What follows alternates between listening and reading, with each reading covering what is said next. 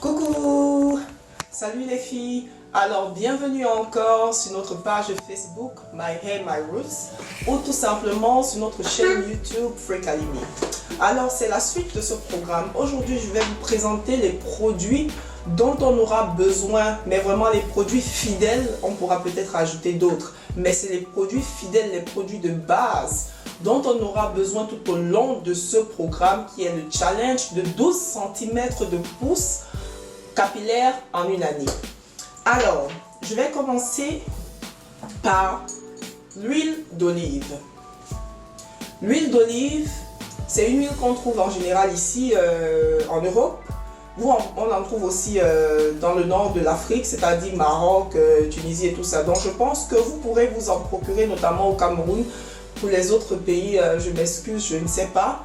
Mais au Cameroun, vous pouvez en trouver auprès des boutiques libanaises. Vous savez, ces petites boutiques qu'ils ont où ils vendent les produits de beauté et tout. Vous pouvez en trouver. Ou alors, c'est pas très important, il y a une huile qui est très hydratante au Cameroun qui est faite à base de noix de palmiste.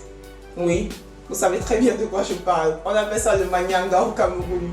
Donc, si vous avez l'opportunité, vous allez au marché, vous achetez du manyanga blanc et du manyanga noir. Après, je vous expliquerai plus loin dans une autre vidéo pourquoi il faut faire un mélange des deux.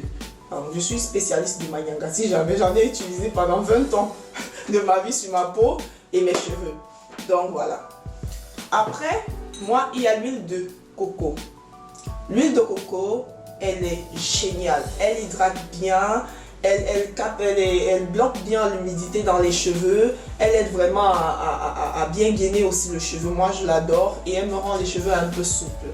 Après, il faut vraiment savoir l'appliquer, à quel moment l'utiliser, à quel moment ne pas l'utiliser. Donc, selon les besoins, selon les coiffures, c'est pas toujours conseillé et adapté d'utiliser de l'huile de coco. On en reparlera. Voilà. Et puis, il y a de l'huile de ricin. L'huile de ricin, c'est une huile aussi qu'on trouve en général en Europe ou en Amérique. Honnêtement, pour le Cameroun ou pour l'Afrique en général, j'en sais rien. Je vais me renseigner, ne vous inquiétez pas. J'ai des personnes avec qui je parle, qui sont sur place. Je vais me renseigner et je verrai. Si je trouve l'information de suite, je la posterai et je vous dirai où aller trouver cette huile. Mais aussi à la fin, je vous donnerai quelques noms de personnes que vous pourrez approcher au Cameroun justement pour voir s'ils en ont.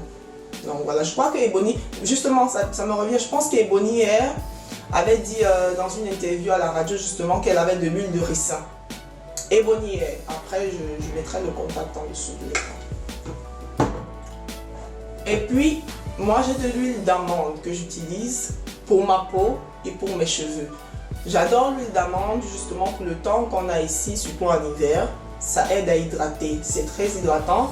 Et l'huile d'amande a de la protéine et des vitamines E.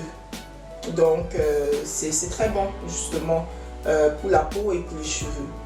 Voilà. L'huile d'amande en Afrique,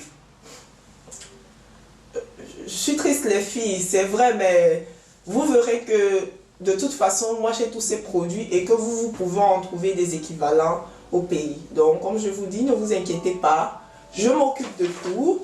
J'ai toute une liste là bien faite, donc je m'occupe de tout, ne vous inquiétez pas. Montez quoi? L'huile de tournesol, je le fais pour la cuisine. Alors l'huile de tournesol, je présente pour toutes celles qui vivent en Europe et qui me suivent sur ma chaîne. Sinon, les filles au pays, utilisez de l'huile d'arachide. Oui, vous m'avez très bien entendu, de l'huile d'arachide. Après, je vous lirai les propriétés de l'huile d'arachide. Toutes ces huiles que je vous présente, hormis peut-être l'huile de ricin, sont riches, et surtout l'huile d'arachide et de l'huile de tournesol, sont fortement riches en vitamine E. Donc, si vous n'avez pas les gouttes, vous allez tout simplement doubler la dose d'huile d'arachide dans votre composition. Donc voilà, l'huile d'arachide, oui, l'huile que vous utilisez pour cuisiner. Mais moi, je vous donnerai d'autres astuces. Donc voilà, tous les bêtises sont là. Parce que c'est vous qui allez faire l'huile d'arachide pour partager au coin là. Eh mes chéris. Donc, alors, ça concerne les huiles. Je vais récapituler. Olive, coco, Celles pour le pays qui n'ont pas de l'olive, qui n'arrivent pas à trouver auprès des boutiques libanaises, tout simplement, ne vous inquiétez pas, utilisez l'huile de noix de palmiste qu'on appelle au Cameroun le manyanga.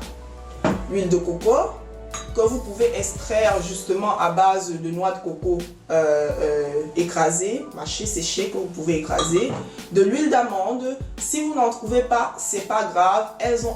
L'huile de palmiste a exactement les mêmes propriétés que l'huile d'amande. Ça hydrate très très bien. L'huile de ricin. Je vous ai dit, vous pouvez aller auprès des Boni Hair, celles qui sont au Cameroun, celles qui sont en Occident. Vous savez très très bien où en trouver l'huile de ricin. L'huile de tournesol, qui est une huile de cuisine, qui est très bonne et qui est aussi bonne à utiliser sur les cheveux car elle a une haute teneur en vitamine E.